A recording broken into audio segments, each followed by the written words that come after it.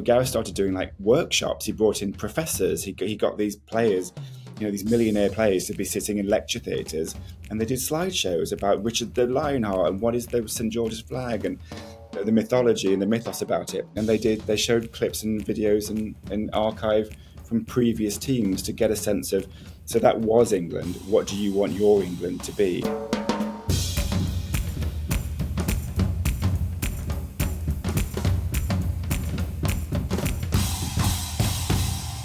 Hello and welcome to The View from 22. I'm Oscar Edmondson and I'm a producer at The Spectator. And today we're going to be talking about the football and England's identity crisis, not just on the field, but also the broader, more existential questions that we seem to ask ourselves about our Englishness whenever the football team is playing. Gareth Southgate's team are something of a political force nowadays and often held up as champions of a sort of new version of Englishness. But do they speak for everyone? To discuss, I have the pleasure of being joined by the award-winning playwright James Graham, whose play Dear England looks at Gareth Southgate's quiet revolution of the England team and explores themes of national identity, masculinity and racism. James, welcome to Spectator TV. Cheers, thanks for having me. We will get on to these sort of broader questions about the link between football, nationalism, Englishness, etc. But I understand that you've been in Germany for some of the group stages, and I just wondered, what's your assessment of the team so far? Oh God, I mean, yes. So I was in the stands for the first two of the qualifying, the group games, and look, I mean, you can never quite tell, can you? Like, I can't tell whether the historic problem of expectations being so high. Is that affecting my perception of what's happening on the pitch? Like historically, in past Gareth Southgate tournament games, we have started quite slow. We were pretty uninspiring in the Euros in 2021, even though we got to the final of that tournament. So does it just take a while for our guys to warm up? I don't think even they're pretending that the football has been particularly inspiring or world class at the moment, and something about the machine. All the parts seem to be in the right place, but it's not been quite firing at the moment. I guess I'm always in dialogue and interested to know what that does say about our unique experience as England fans towards our team with regards to expectations. How mad are Italian fans that the holders of the European Championship just crashed out in the round of 16? What are the media doing to that team? What are the fans doing to that team? How are they feeling?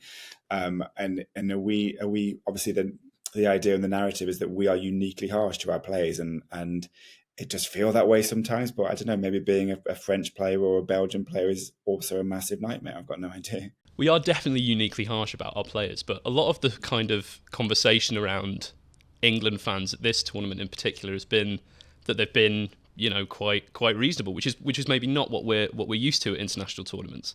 Yeah, I mean, I certainly think. I mean, Gareth Southgate acknowledged this, that a huge amount of the fan reaction in the stadiums has been quite encouraging throughout the actual matches. That people have been singing songs and supporting them and trying to get them going.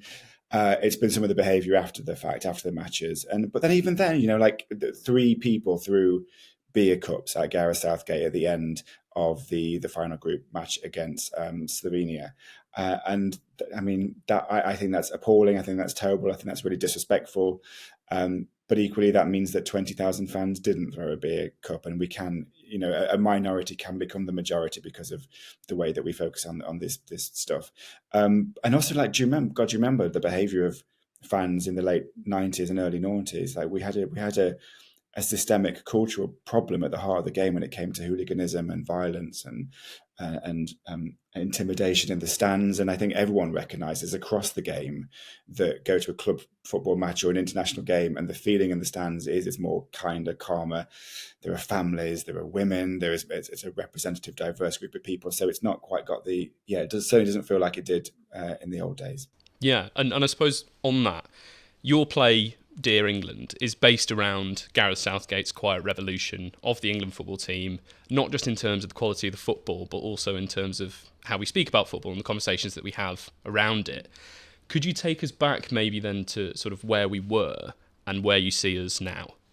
Yeah, I mean, part of my frustration, I think, about some of the negativity and the reaction in this tournament at the moment is fairly or unfairly, I keep trying to want to say to people, do you not remember what it felt like in 2016? Like we had just crashed out of the Euros in the early rounds against Iceland.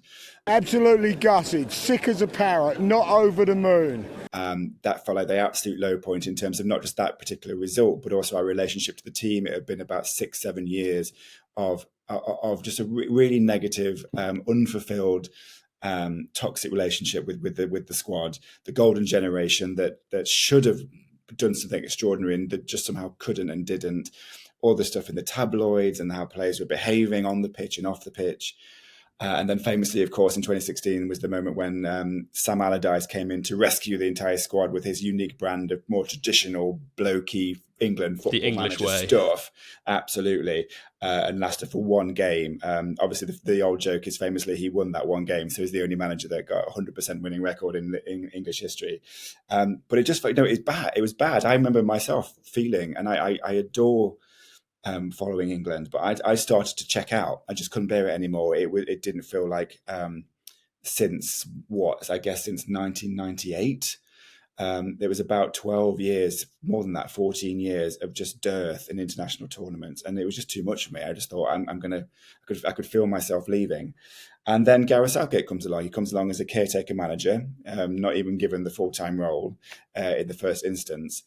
And the reason why I started to get interested in it as a play, and obviously as a metaphor for something wider that was happening in England and society, is I couldn't believe that feeling in 2018 in Russia, 2 years after Gareth Southgate had taken over the team, how quickly that had shifted, and not just shifted in terms of measurable metrics of performance, getting to the first semi-final in 25 years, a huge amount of goals, winning the first opening game, which we'd never done before. It was the feel of the team, and like an immediate shift in like I'd speak to my mum who doesn't care about football, and she'd go, I think I really like these guys. What's different about them? What's changed? And obviously people were obsessed about Southgate in that, not just the visuals of the waistcoat and that old-fashioned English gentleman qualities that he had. It just the cultural shift really fascinated me because it's harder to measure and harder to define, but something significant I feel had changed. And do you think that sort of feeling around the team, does that come from just how political these players are and how political they've sort of historically been? People like Marcus Rashford with his free school meals campaign, like Raheem Sterling, Harry Kane wearing a rainbow armband. Do you think it was to do with that? It definitely got to that place, didn't it, by Qatar? But I think going back to that first tournament in Russia, I think it was definitely about identity and how this team were carrying themselves in terms of, I guess, their character, their values. If you remember, in 2018, Gareth's first tournament, it was quite a young squad. These felt like quite new, fresh faces to us on the international circuit, and I guess they lent into more Gareth Southgatean qualities of masculinity, which are not the traditional masculine qualities you associate with competitive elite sport. Gareth Southgate is a self-confessed introvert. He's quite shy. He's obviously very humble. He's very intelligent and articulate. And I guess some of those vibes were translating into the way that the footballers were handling themselves, both on the pitch, but also how they were communicating and talking in press conferences. It was less the traditional masculine stuff. And I know people will have views on whether or not that kind of more sensitive, vulnerable, embracing your fears quality to being a team is a helpful or unhelpful quality to trying to win a trophy. I would say it is. I would say the results are there for all to see. But no, you're right. Where we get to, where these, both in the Euros, where they started taking the knee, where they started speaking out about racism, where Marcus Rashford was a campaigner for school meals during the pandemic, and then in Qatar, armbands and conversations and everything else. I don't know how new that is. Like, I don't know how new it, obviously at the time, my own local MP in Ashfield, Lee Anderson, boycotted the Euros, and in my humble opinion, more for him because it was an extraordinary tournament. Obviously, this mantra, just stick to the football, just stick to the football. Politics has got no place in football. I feel like that's so disingenuous and ahistorical. Politics and sport have always merged. The idea that these players have never been have just been kicking a ball. They've not been role models. Of course, they're role models. Boys have pictures of them in their bedrooms. And the idea that the London 2012 Olympics wasn't political in its nature or its narrative or what it was trying to project about Britain to the world. Sport's always been political. So I'm not quite sure how much of a departure this stuff was. But I accept these young men, with all of their social media awareness and articulacy, felt more confident and more comfortable with being spokespeople for particular issues. Yeah. And I mean, I suppose the sort of crux of the discussion is, do you think Gareth Southgate sort of speaks for the majority of England? Because, I mean, you're talking there about taking the knee. I mean, England fans are a pretty broad coalition of people who all do seem to get behind the England team, especially this England team. But a lot of people who follow football, they wouldn't really agree with that decision. And I mean, is that because of Gareth Southgate and what he's doing with this England team, or is it just the kind of simple fact that everybody loves football?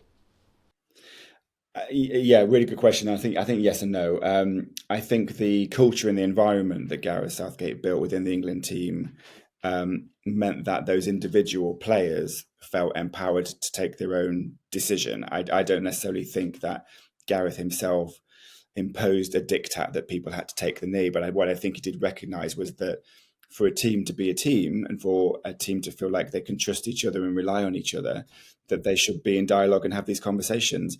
At the very beginning of the Gareth Southgate project, he recognised that one of the problems that the England football team had was that no one had ever discussed what it was to be England. They just never had it. These players prior to Gareth had very, very strong club identities. They knew what it was to be a Manchester United player and a Man City player and a Chelsea player. And then they're expected to arrive at training camp for England and just go straight into it. And they'd never actually discuss, well, what is the history of the team? What is it, the England playing style? What does it mean to wear 3 lions and the St. George's flag? And so, Gareth started doing like workshops. He brought in professors. He got these players, these millionaire players, to be sitting in lecture theatres, and they did slideshows about Richard the Lionheart and what is the St. George's flag and the mythology and the mythos about it. And they showed clips and videos and archive from previous teams to get a sense of, so that was England. What do you want your England to be? And players started talking, and in particular, the young black players started coming forward and saying what their relationship to the flag was. And it wasn't all, oh, well, it's complicated. Like some of the young black players reportedly went, well, I really like my flag. I'm really proud to be England. And there was a mixed, diverse range of views. But because they were in dialogue about it, because it had been named in the room rather than just ignored and assumed that you can just put on a football shirt and know what that feels like to represent your country, because they'd done the work, I feel like it meant that taking the knee was a decision that particularly the young black players were able to talk about with the rest of their team. And that was their decision, and they were supported in doing that. And I totally hear you. Different people have different feelings about what that represented. I think, who could not be against the campaign to stamp out racism in football.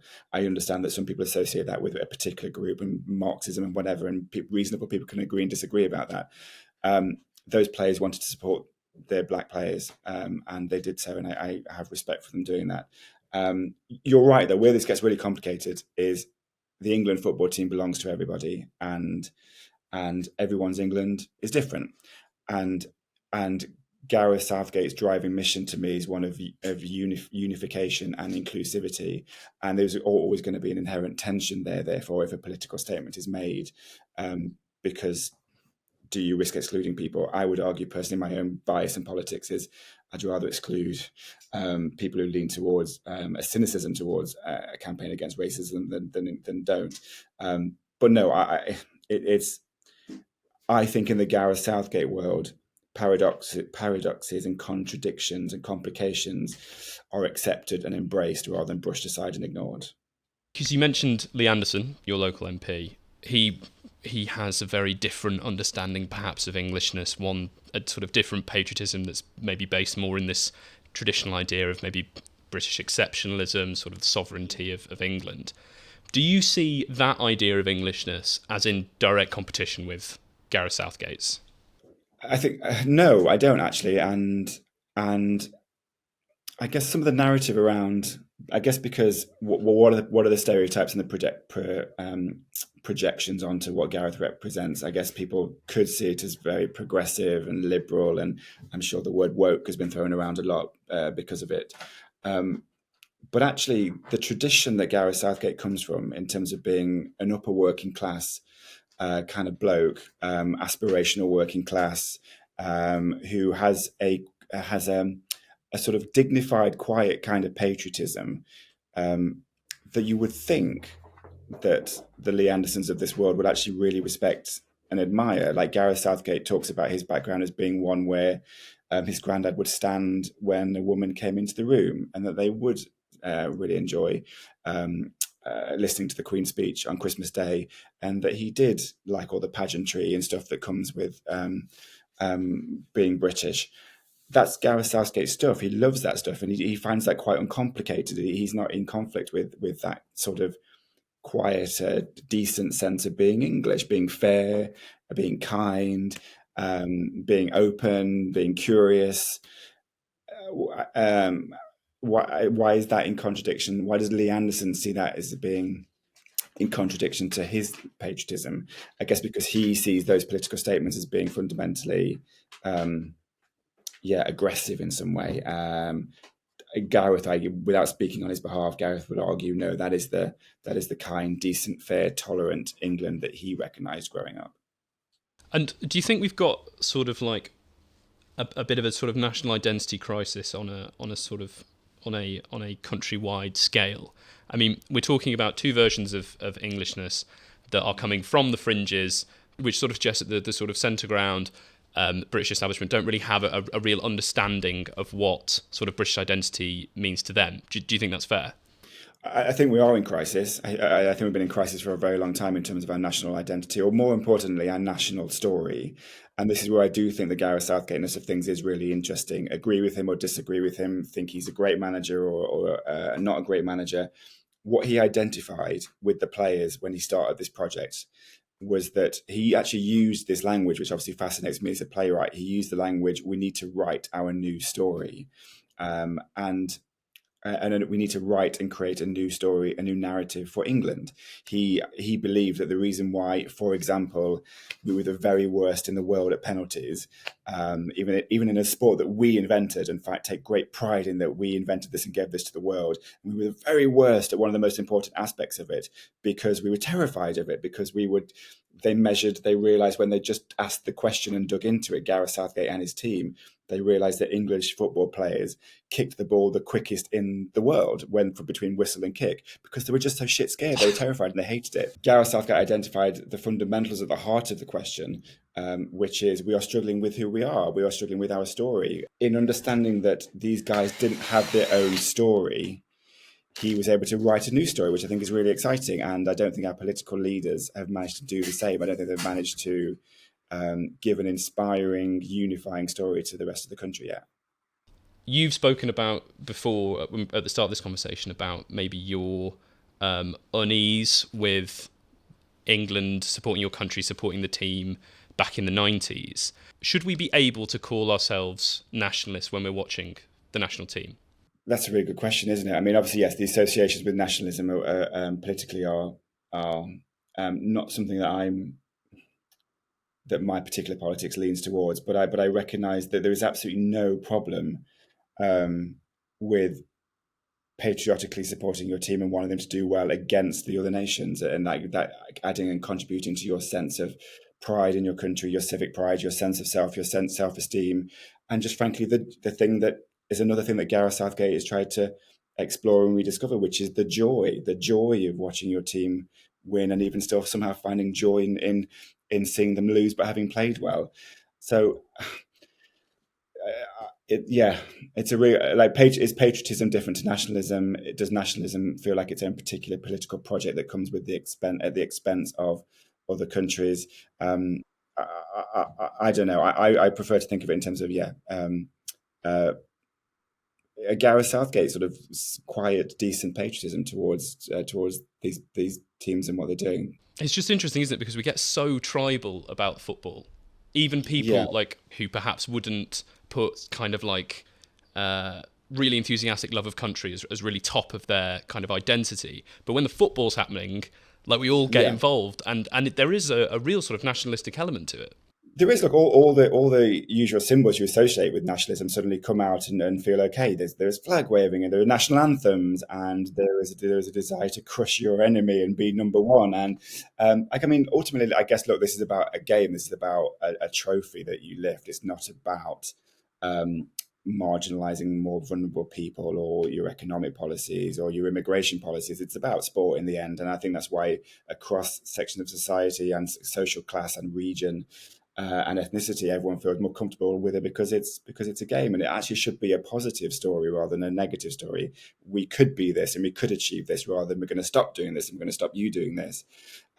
So, and yes, and I guess every 2 and 4 years, we are given permission to lean in towards those tropes, but in a more sort of ironic, mischievous, joyful way that doesn't feel as toxically tribal.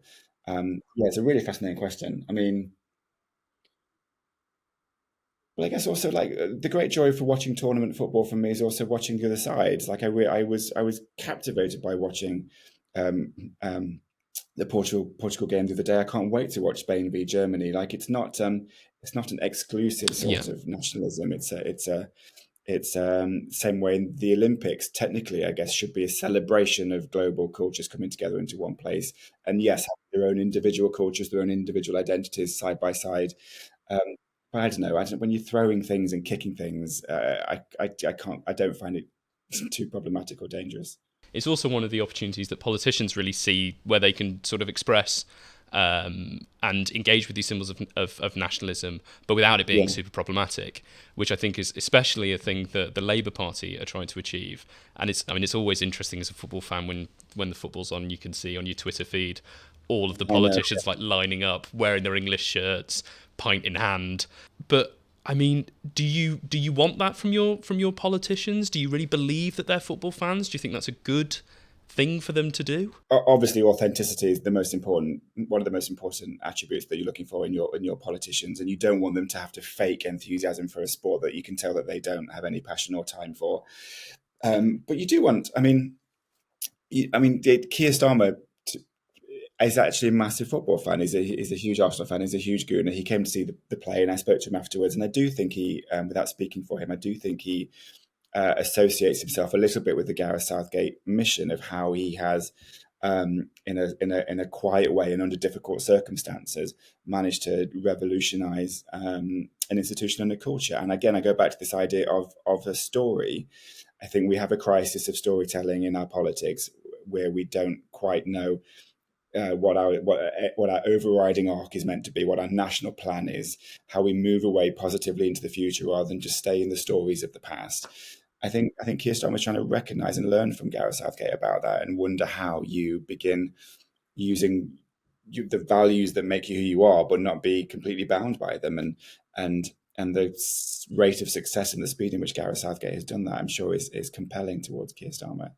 And just finally, we are speaking just ahead of the quarterfinals over the weekend, and it would probably be remiss of me not to ask you, but is it coming home? Oh my God! Even that phrase. Um, um, I really thought it was going to. I really did. We were the favourites going into the tournament, partly because England people bet on themselves, which is no bad thing. Even if it doesn't, and I suspect it might necessarily not, there are incredible teams out there who are in form, and we're not yet quite in form. Although I do love the suspense and the drama of leaving it so late, and that Bellingham bicycle kick was a moment of extraordinary euphoria. I think we have such good individual talent. As you could probably tell, I really personally believe in the Southgate project and the benefits that he's given to the change of the feel of the team and what it feels like it to be an England fan again, regardless of the difficult moment I think we're currently in. Um, if I was a betting man, I would say probably not, but that's okay because I actually think now, for the first time ever as an England fan, that it eventually will.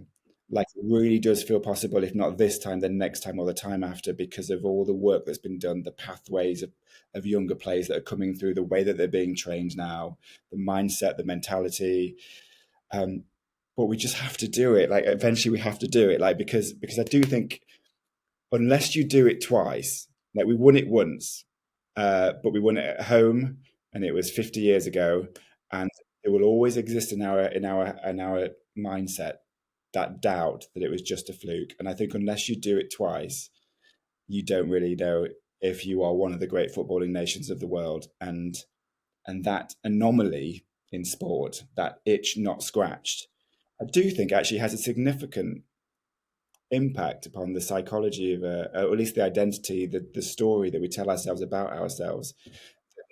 We need to get over that line eventually, and I'm sure we will. But to do that, we have to start enjoying it more and caring less. And also, it would be remiss of us not to acknowledge that, of course, the women actually did do it a few years ago and did bring home a trophy. So if not now, I do believe in my lifetime and quite soon that it is coming home. Yeah, and hopefully an end to the national identity crisis with it as well. That would be nice. I mean, it would be really lovely to be at peace and at ease with ourselves. And there's no problem having people disagreeing with things and having different visions and views of the country like we always have done. But I do think this is a particularly depressing moment when none of us can align upon a unifying identity that makes us feel positive. And I don't know whether you must wonder all the time, is that a uniquely English problem?